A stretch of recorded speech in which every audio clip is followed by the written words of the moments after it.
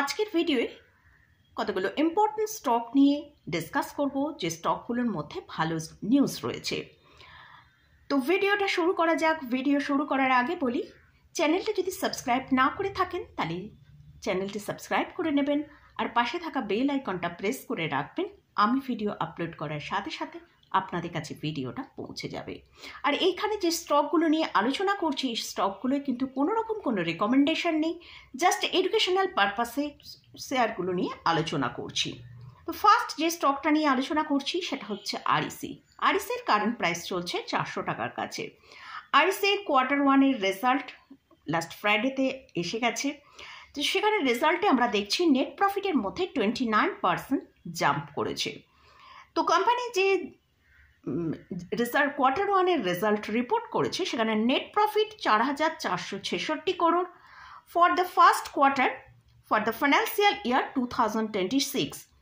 This marks on year jump 29% from the 3,466 crore net profit reported during the corresponding quarter of the previous financial year. অর্থাৎ 3,466 করোড় ঠিক এর আগের যে June 2024-এ company report করেছিল সেখান থেকে আমরা দেখতে পাচ্ছি জুন 2025-এ যে নেট প্রফিটটা এসছে সেটা 4,466 করোড়। অর্থাৎ নেট প্রফিটের মধ্যে 29% ইয়ার অন ইয়ার বেসিসে জাম্প এসছে। এবারে আমরা যদি রেভিনিউর দিকে ফোকাস করি, রেভিনিউতেও আমরা দেখতে পাচ্ছি ইয়ার অন ইয়ার বেসিসের মতন বেড়েছে। 14,737 করোড় রেভিনিউ এসছে, যেটা FY26-এ কোয়ার্টার ওয়ান FY26-এ এসছে।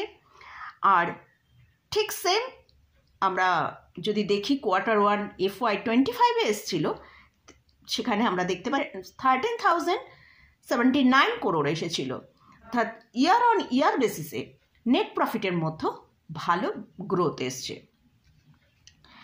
এছাড়াও কোম্পানি কোয়ার্টার ওয়ানে রেজাল্টের অ্যানাউন্সের সাথে সাথেই ফার্স্ট ইন্টারিম ডিভিডেন্ড যেটা 4.60 পার শেয়ার পে করছে। তার রেকর্ড ডেট যারা এলিজিবল শেয়ার হোল্ডার রয়েছে তাদের জন্য 1 আগস্ট হচ্ছে রেকর্ড ডেট রয়েছে। তো এই কোম্পানি আরইসির যে রেজাল্টটা এসছে সেই রেজাল্ট কিন্তু মোটামুটি অ্যানালিস্টদের এবং ব্রোকারেজ হাউসদের কিন্তু ঠিকঠাক মনে হয়েছে। তো তারই পরিপ্রেক্ষিতে বিভিন্ন ব্রোকার হাউসরা তাদের টার্গেট দেখিয়েছে। মর্গান স্ট্যানলি তাদের টার্গেট প্রাইস দিয়েছে 485 টাকা। কারেন্ট প্রাইস থেকে সেটা 20% আপসাইড দেখাবে। সিএলএসএ টার্গেট প্রাইস দিচ্ছে 525 টাকা, অর্থাৎ কারেন্ট প্রাইস যেটা রয়েছে সেখান থেকে 30% একটা আপসাইড আসতে পারে। আর ইউএসবি তারা টার্গেট প্রাইস দিচ্ছে 550 টাকা, অর্থাৎ কারেন্ট প্রাইস থেকে 36% আপসাইড আসতে পারে। নেক্সট স্টকটা নিয়ে আলোচনা করছি সেটা হচ্ছে সিডিএসএল। স্টকের কারেন্ট প্রাইস চলছে 1,616 টাকা। কাল স্টকের মধ্যে প্রায় 3.77% ডিক্লাইন দেখেছি। লাস্ট 5 ডেজের মধ্যে যদি দেখি সেখানে আমরা দেখছি 5.53% ডিক্লাইন এসছে। তো কেন স্টকের প্রাইসের মধ্যে এতটা ডিক্লাইন এসছে?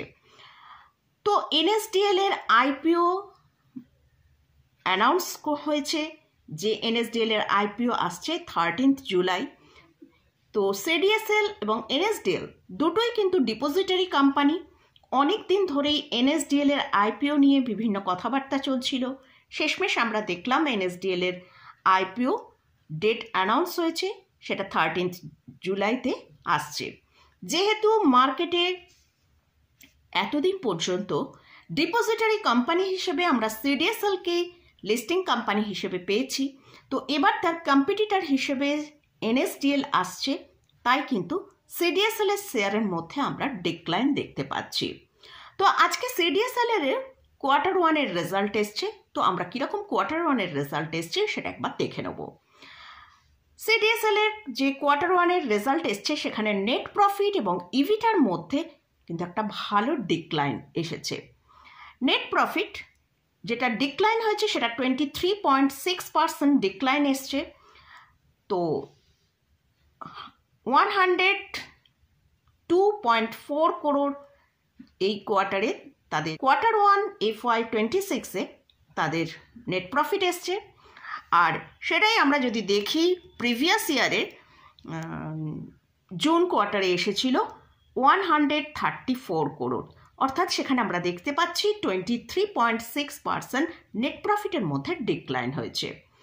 রেভিনিউর দিকে যদি ফোকাস করি সেখানে দেখতে পাচ্ছি রেভিনিউ যেটা হয়েছে সেটা ইনক্রিজ হয়েছে মার্জিনালি বাই 0.6% একটা ইনক্রিজ আমরা দেখতে পাচ্ছি। রেভিনিউ যেটা এই কোয়ার্টারে এসেছে সেটা হচ্ছে 259 করোড়, যেটা প্রিভিয়াস ফিজিক্যাল ইয়ারে জুন কোয়ার্টারে এসেছিল 257 করোড়। তো সেখানে আমরা দেখতে পাচ্ছি খুব সামান্য পরিমাণ রেভিনিউর মধ্যে গ্রোথ এসছে। এবার ইভিটার দিকে যদি ফোকাস করি সেখানে আমরা দেখতে পাচ্ছি ইভিটা এসছে, আমরা দেখতে পাচ্ছি যে ইভিটা এসছে 130 করোড়ের মতন, যেটা আমাদের এই FY26-এ Q1 FY26-এ এসছে।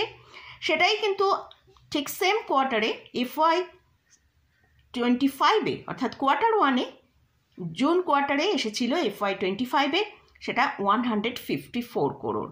তো সেক্ষেত্রেও আমরা কিন্তু দেখতে পাচ্ছি ইভিটার মধ্যে 15.1% ডিক্লাইন দেখিয়েছে। তো মোটামুটিতে মার্কেট কীরকম রিয়াক্ট করে সেটা আমাদের মার্কেট আওয়ার্সে দেখতে পাবো।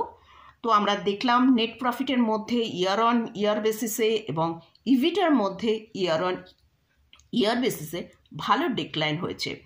এছাড়াও আমরা যদি একবার স্টকের কারেন্ট পিটার দিকে ফোকাস করি সেখানেও আমরা দেখতে পাচ্ছি সিডিএসএল-এর যে কারেন্ট পি চলছে সেটা 68-এর কাছে চলছে, কিন্তু মিডিয়ান পি যদি দেখি সেটা দেখতে পাচ্ছি 48.4-এর কাছে আছে, অর্থাৎ স্টকটা কিন্তু এখনও অনেকটা হাই প্রাইসে ট্রেড করছে। তো স্টকের মধ্যে কিন্তু হয়তো আমরা মানডে মার্কেটে একটা ডিক্লাইন দেখতে পেতে পারি। লাস্ট যে স্টকটা নিয়ে আলোচনা করছি সেটা হচ্ছে এইচডিএফসি ব্যাংক। এইচডিএফসি ব্যাংকের Q1-এর রেজাল্ট অলরেডি আপনাদের সাথে আলোচনা করেছি। Q1-এর রেজাল্ট ভালো এসেছে। এর সাথে সাথেই কোম্পানি অ্যানাউন্স করেছিল যে স্পেশাল যে ডিভিডেন্ড তারা পে করছে 5 টাকা করে পার শেয়ার, সেটার আজকে রেকর্ড ডেট ছিল। তো সেইটা আমরা মোটামুটি 11 আগস্টে আমাদের যাদের পোর্টফোলিও হোল্ডিং রয়েছে এইচডিএফসি স্টক তাদের অ্যাকাউন্টসে তাদের সেই অ্যামাউন্টটা পৌঁছে যাবে। এছাড়াও আমরা দেখেছি এইচডিএফসি ব্যাংক 1:1 রেশিওয়ে বোনাস শেয়ার ইস্যু করছে, সেটার এখনও ডেট ডিক্লেয়ার করেনি, কিন্তু এটাও কিন্তু একটা এইচডিএফসি ব্যাংকের জন্য খুব পজিটিভ নিউজ।